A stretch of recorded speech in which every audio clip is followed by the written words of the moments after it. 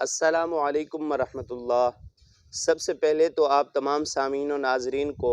دلی عید مبارک۔ عید کا دن گزر چکا ہے اور رب تعالیٰ کا بے انتہا شکر ہے کہ اس خالق کائنات نے ہماری زندگی میں ایک بار پھر یہ مبارک گھڑیاں اور بڑی برکتوں والی رحمتوں والی گھڑیاں نصیب فرمائیں۔ دعا ہے رب کائنات اس بابرکت دن کے صدقے ہم تمام کی بے حساب بخشش و مغفرت فرمائے۔ آج جس مسئلے پر گفتگو کرنی ہے وہ مسئلہ یہ ہے کہ اگر کسی کی عید نماز رہ جائے،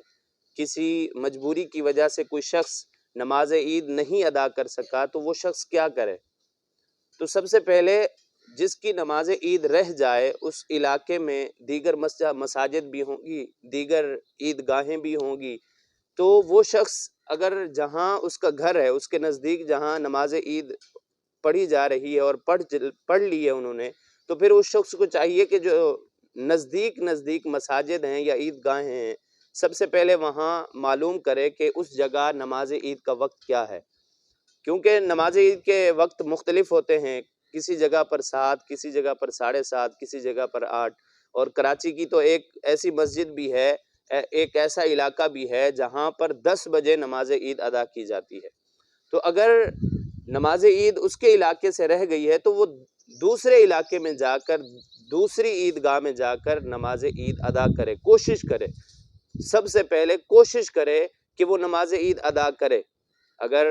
اس کی اپنے علاقے سے رہ گئی ہے دوسرے علاقے میں چلا جائے، دوسرے تیسرے علاقے میں چلا جائے، نماز ادا کرے۔ اور اگر بالفرض پھر بھی رہ جاتی ہے نماز عید تو پھر اس شخص کے لیے کیا حکم ہے؟ اس شخص کے لیے سب سے پہلے حکم یہ ہے کہ وہ شخص توبہ و استغفار کرے، کیونکہ یہ نماز عید الفطر واجب ہے اور اس نے واجب کو ترک کیا ہے، واجب کو ترک کرنے والا گناہگار ہوتا ہے، تو وہ شخص سب سے پہلے توبہ و استغفار کرے،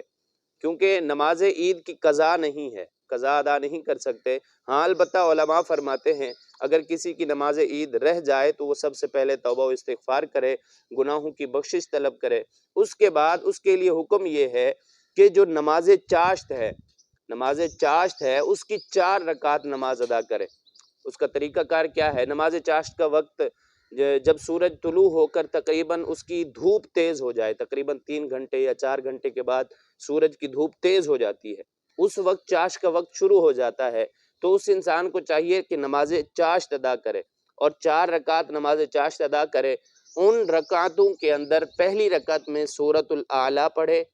دوسری رکعت میں سورہ ضحیٰ پڑھے، تیسری رکعت میں سورہ الم نشرح پڑھے اور چوتھی رکعت میں سورہ 3 پڑھے۔ تو یہ طریقہ کار بتایا ہے، اور نماز عید جس کی قضا ہو جائے اس کے لیے یہ حکم ہے کہ وہ شخص نماز چاشت کی 4 رکعت نماز ادا کرے اور اس طریقے سے نماز چاشت ادا کرے۔ یہ صورتیں پڑھے تو